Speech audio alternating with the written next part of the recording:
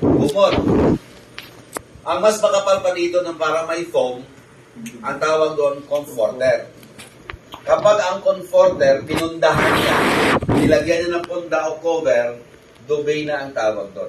2K. Okay? Tingnan nyo. Sa barko, sir, wala namang standard na setup. Basta, obligado wala na palitan. Minsan, may mga opisan na ayaw minsan magmalinis ng kabina, sila na lang. Ikaw, ilang beses ka naglilinis? Araw-araw. Araw-araw. Ilang beses ka nagpapalit ng bedsheet? Once a week. Once a week. Pero depende din. Eh, kung mga Indiano, ilan? Hindi pa ako sir nakain Ay, hindi pa. Ay, meron pala sir kahit hindi yan sir na once a week. Once a week din. Nasanay nila naliligo. Yung nakasama ko naman sir na kapitan, okay naman siya. Pero naman sa... Siyempre, kapitan na yun. Medyo aware na sila sa tinatawag nating hygienic, no? Ikaw, sir? Hindi sila ako sa nakapalit na ayaw magpalit. Ayaw mo kapalit. Siya na nag-ano. Pero para ba, ikaw na lang? Saan ba? Okay. Kasi ayaw nila. Kasi, Nilalagay ka sa kabilang mga ang kan kasi, sir, may mga masiselan kasi. Minsan may mga opisyal na medyo walang tiwala sa mesman. Kasi lahat ng dyan. Kumbaga, open yan. Eh, minsan, alam mo naman mga ugali ng mga opisyal, medyo maselan, di ba? Ayaw niya mabuking, ayaw niya pakialaman yung mga gamit mo, ayaw na magalaw yung gamit mo, ayaw pahawakan yung gamit na sa iba. Meron Yun. yun. Ha? Meron naman. Eh, wala naman ilaruin mo rin. Ang problema mo yun. Kaya nga ayaw ni Kapitan nga laruin mo, baka... Okay. Ngayon, wala namang standard sa barko, sir. Basta importante i-mapis mo. Kasi kadalasan, ang linen o bedsheet, dalawang klase ang supply. Ang tawag dito, sir, is flat sheet. Yung isa tawag doon ay fitted. Ano yung fitted? Yung may garter. Kaya nga tinawag na fitted, naka-fit yan kung ano size ng bed mo. Kung single yan, double man, family man yan, or extra man yan, sir.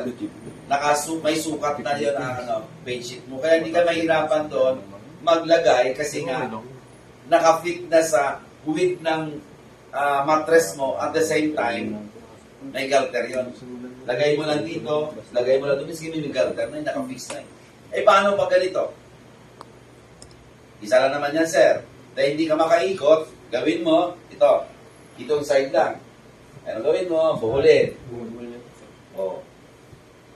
Dito, di ba? O, pagdating dito, buhol. Di ba? Ganun din. Tapos, sampahan mo dito, tapos dito, fix. Pero sa TESDA, bawal fitted, bawal ang buhol. Okay. Kung sa barko, dalawa lang, isang bedsheet lang, isang comfort, isang kumot. Sa TESDA, dapat 4. 3 ang bedsheet o linen, isa ang blanket. Ang blanket, pangatlo yan. Okay. Kahit sir marumi yan, dapat maganda din ang tupi mo. Nakita niyo sa video? Yes, sir. Ako rin yan, no? Hindi niyo na pangalala? Napansin?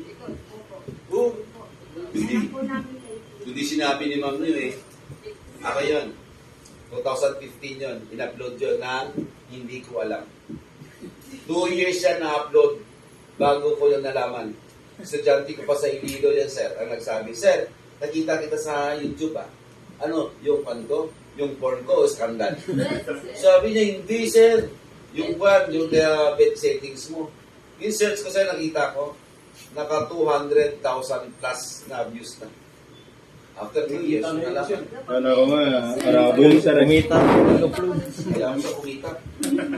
Hindi man lang sir na sabi sa akin na sir, i-upload ko sa YouTube. Kinuha ngayon ng ESDA. Okay. Ito sir, para maganda ang pagtubi mo sir, sa una pa lang, kunin mo yung center. O, center.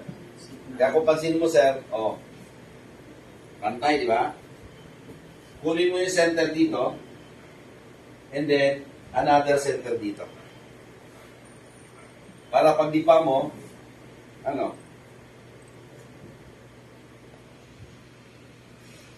Hindi katulad ng minsan, magkuhan ka, hala, hirap ko ka. Diba? Totoo naman, diba? O, sige nga. O, gawin nyo nga. O, 4 dun. O, kayong 4 dito. Uy, dito pa sa sila.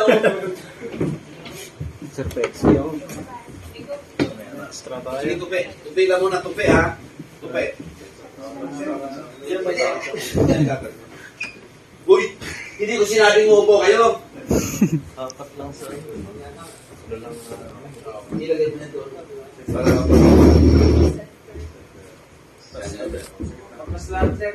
O, bakasin nyo na isa-isa. Isa lang, sir. Oo, isa-isa.